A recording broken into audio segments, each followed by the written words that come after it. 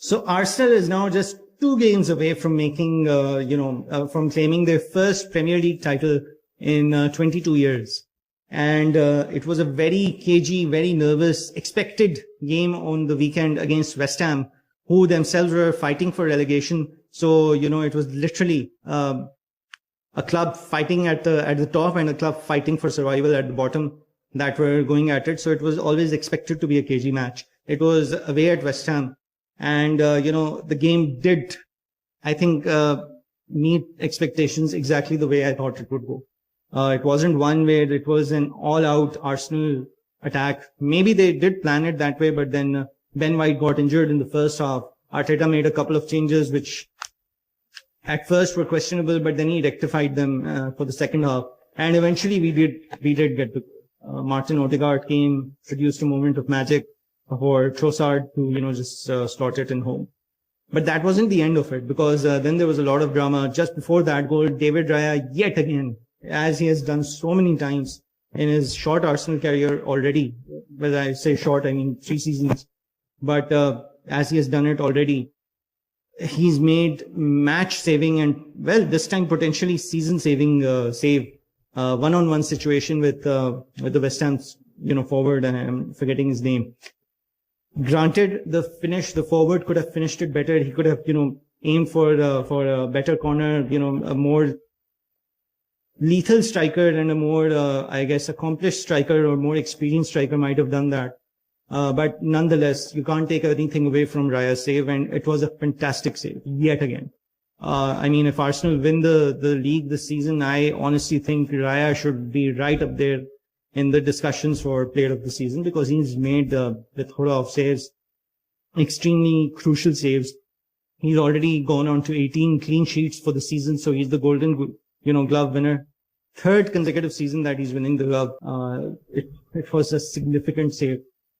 Like I said, potentially season-saving save from David Raya. After that, it was still not over. So after that, we got the goal, and then that frantic period of 5 to 10 minutes in the game, West Ham threw a corner, got a goal back, which, of course, as corners have become, especially more so this season, the box is overly crowded. There's a lot of pushing, there's a lot of tugging, there's a lot of pulling, and, a lot of blocking and whatnot. So all of that was happening. West Ham still got the goal, but then there were a lot of shouts and calls to check, because, the Arsenal team were convinced there was a foul. David Raya was convinced there was a foul on him. There was a VAR check, and, anyone who saw that could plainly and very clearly see that it was a foul.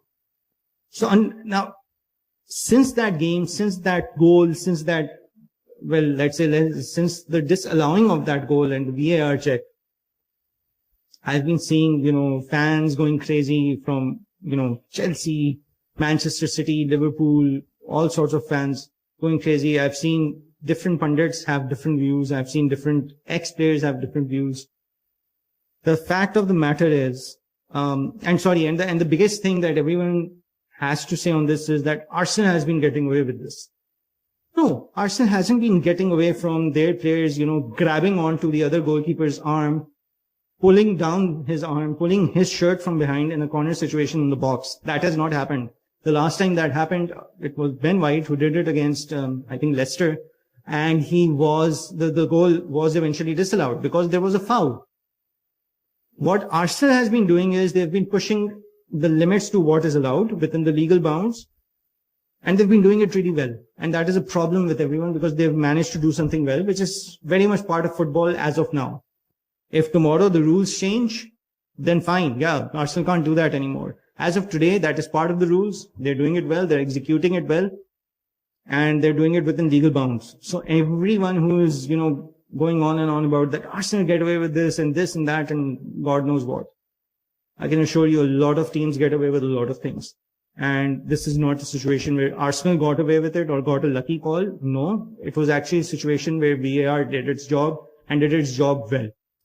My thing is that everyone who is going on and on about this, the pundits, the ex-players and all, if this wasn't Arsenal, this was not even going to be a conversation, because that is a foul as clear as day. But moving on from that, more importantly, Arsenal are now just 2 games away from claiming a first Premier League title in 22 years.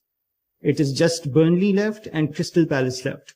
Again, after the Premier League, yes, there's the Champions League as well, the final with PSG, but that is still away right now. That is still after the Premier League. The focus right now for Arsenal has to be the next 2 games. That's all that matters right now. Champions League does not matter at this point in time.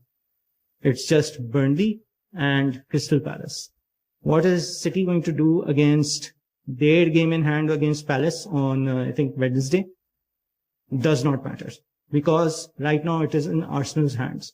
I don't think City are going to drop points. And I didn't think City were going to drop points against Brentford, by the way, because they've dropped the points they had to. They're not going to keep dropping points. They did it against Everton. That's the only leeway we're going to get now. I don't see them dropping any further points. So Arsenal doesn't need to look at other games. It's in their hands. They just need to go and win. Doesn't matter if it's 1-0, 2-0, 2-1, 3-1, 3-2. It has to be a win. You win both of the games, you're the Premier League champions. It's as simple as that. Let's do this. Just 2 more games left for the Premier League and then the final for the Champions League. Come on, you Gunners. Let's do it.